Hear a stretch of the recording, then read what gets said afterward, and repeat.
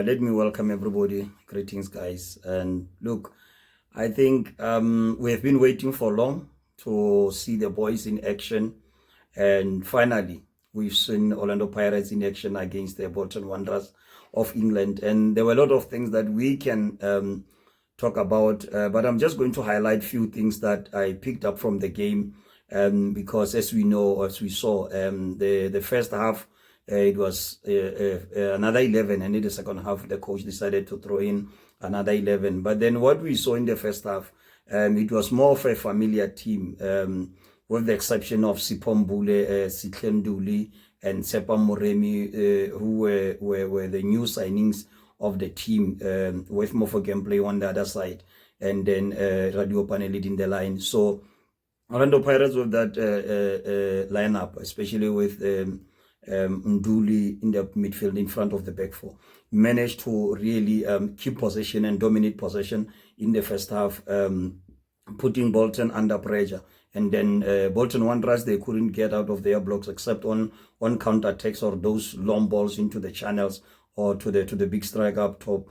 But then the midfield suggested that this is the midfield that Orlando Pirates can play with going to next season. Because when you look at the movement of Sihle Nduli and how he managed to stay in front of the back four, he didn't have this edge to push forward. Like normally you will see Maketleni Makaula going forward with the ball or Talente Mbata pushing forward. So what Sihle Nduli did, he brought the stability by making sure that he doesn't move, he stay in front of the back four, because he knows that Orlando Pirates, they are vulnerable on transition, as we highlighted in the one of the previous videos. That this has been the key aspect that Coach Abdeslam Ouaddou identified. Then Sihle Nduli sitting in front of Mbokazi and CBC helped Orlando Pirates, and he won few tackles despite misplacing one or two passes, but he was very good standing there. So that's number one that I liked in the game that I saw against Bolton, where Sihle Nduli, he was sticking to his position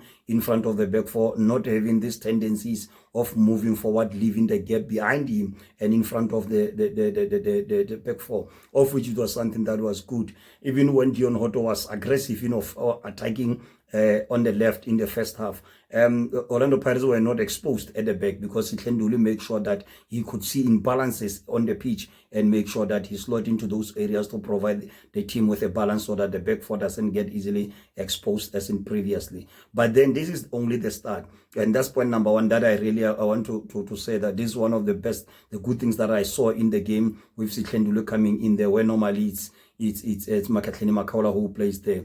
But then last season we saw that under Coach Jose Riviero, Makaula was sometimes playing higher up, pushing forward, too much forward. But then we had somebody who could restrain his edge of pushing forward. Sihle Nduli, he was very, very content staying there in front of the back four. And the other thing that I noticed in the game is that Sipho Mbule, he was playing more closer to Mbata, to Nduli during the build-ups, because he was dropping deeper to receive the ball during the build-ups, of which I think it is very, very important for Sipho Mbule to play into those positions, because he's helping Orlando Pirates a lot. We've seen how he was able to make those half turns and drop in the shoulder, leaving his opponents going to the other side, because he is very comfortable deep in midfield. His ability, his press resistance, and then he helps Orlando Pirates to build comfortably and with composure from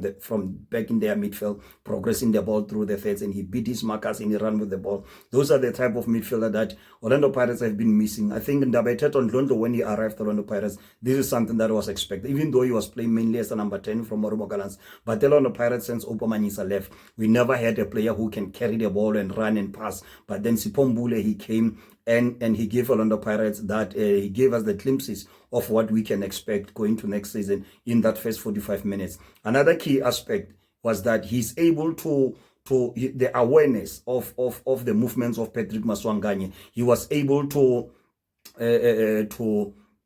make sure that when Maswanganyi moves to the left, sometimes Maswanganyi moves to the ball, Mbule will get to the right, because then it was a triangle that was face down with Sitlendule sitting at the base of the triangle, then heavy Maswanganyi and Mbule. But Mbule did very well to read the movements of Maswanganyi to make sure that he positioned himself in relation to where Maswanganyi is moving with the ball. So there is already something that is being built here, something that is established, even though I'm a little bit critical on them, because I expected them to impose themselves a little bit more to make sure that they play the ball on the ground. They try to find the likes of Mofoke and the likes of Moremi, who were invading from the wings to allowing Bandile Shando and Dionhoto to overlap. I was expecting them to find the triangles in between the lines so that they don't keep on playing long balls looking for Moremi and Dionhoto, because Bolton was playing with a combination of medium low block and a low block. So medium and low block. So as a result, there were not too much spaces in between the lines. But because Tito and Mbule were playing at the same time,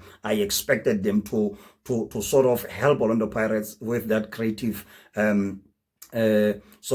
creativity, to make sure that they are able to find Mufokeng in their pockets, to find this boy Moremi in their pockets, while Radio Pane was keeping the two center backs busy there. But that's something that Orlando Pirates didn't impose, because now the team was defending on a low block. Now, I'm going forward, I'm expecting to see Maswanganyi and Mbule really forming that a good combination in that midfield. So another aspect that I want to highlight here is that of set pieces that I've always spoken about, whereby we've seen that Orlando Pirates, they considered twice today, on the game against Bolton. And what happened is that Orlando Pirates, they were considered from a free kick, from a corner kick. The ball was played, Sibisi was beaten in the air, and the ball went to the other side, inside the box, in the edge of the small box, where he'd find two Bolton players. Sipochaine was late as he tried to come and reduce, to take time and space from the attacker. But unfortunately, he was late, as the boy was so good to make sure that he blasted the ball past Sipochaine, who was coming rushing to try and close the angle. And then Orlando Pirates, again, they conceded a second goal in the second half. And even before that goal was conceded, Bolton won an aerial duels in the box, of which it's something that seems to be here to stay. It's not going away anytime soon. And we highlighted the importance of Orlando Pirates having a big center back who can come and command that area, who can be able to dominate in the air, because now without Olisanda, Orlando Pirates, it looked like they were coping up until they met Fiston Kalala Mayele in the CAF Champions League semi-finals, and Orlando Pirates were brutally exposed in the air. And when you look at how Bolton were playing, I was happy because they were playing crosses, of which is not something that Orlando Pirates are used to in the local league. They were only exposed to that in the CAF Champions League. But then we could see that Orlando Pirates, they are battling or dealing with high balls even against Bolton. And then that is why previously, even your coach like Pito Musimane, he always had a big player there, towering center back. He was not the most technically gifted player when he won Champions League. And I'm talking about the Ivorian defender, Bangali Somahoro. Most of you remember him. He was not playing regularly, but it is only on those special occasions when Coach Pito knew that he need to deal with aerial bombardment. He need to deal with strikers who likes to dominate center backs. Like the other day, Sundowns were playing Vets, and Vets, they had James Keane, who was supposed to go for Chiefs. The other day, Chiefs didn't sign him. Stuart Baxter wanted him at Chiefs, and then he ended up at Vets. You'll remember that Englishman. So on that game one, Sundowns play Vets, Coach Pizzo brought in Bangali Somahoro, and even after that game, he said, I brought in Somahoro because I knew that James Keane likes to dominate center backs, and it is for that reason that every team, they need this big guy who can help, especially Orlando Pirates. They are very vulnerable. In the past, I've spoken about the likes of Nathan Fasika Idumba, even Ishmael Oliver Torres Stellenbosch, but now he has left to United Arab Emirates, Ishmael Oliver Torres. Then there is Nathan Fasika Idumba, who is 1.9 meters tall, almost 2 meters tall. He's one of the guys that, despite being relegated with Cape Town City, he remains one of the best defenders in the air. And Orlando Pirates, they need somebody like that, because on set pieces, they were really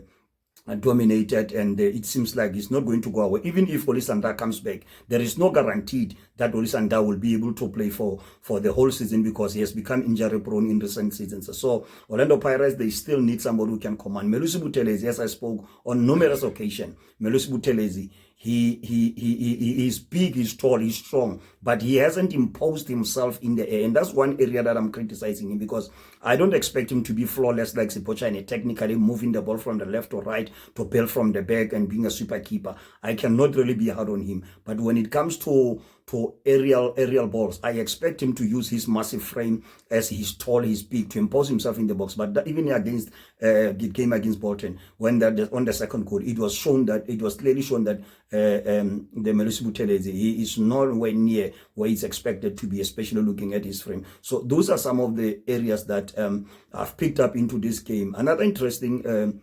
player that I've seen, it was Sinokolo Kwaiba, who was playing in the team that played in the second half. But I thought the coach was not clear enough in terms of whether he's playing a Diamond in midfield or he's playing, because it seems like Makgopa was going to play on the right with Kwaiba playing behind Mabasa. But at times we saw Kwaiba playing on the other side, and then Makgopa with Mabasa playing through the center, with Masindi Namtachela playing with the young boy in that midfield, Selepe. But then it's one of those things. But I was impressed by the relentless appetite from Kwaiba to press, and really he won the ball there in that midfield. He nearly helped Makgopa to score, but unfortunately his pass was heavy as he just went out. But then he's one player that really impressed me alongside Sipho Mbule in that game. But then the key area here is that of aerial balls, set pieces. Orlando Pirates, they must act, and they must act now, because if they are going to start a season like this, they are going to struggle a lot. Even Abdeslam Ouaddou, there is as a former defender, I don't think there is nothing that he can do. He cannot make Mbokazi taller.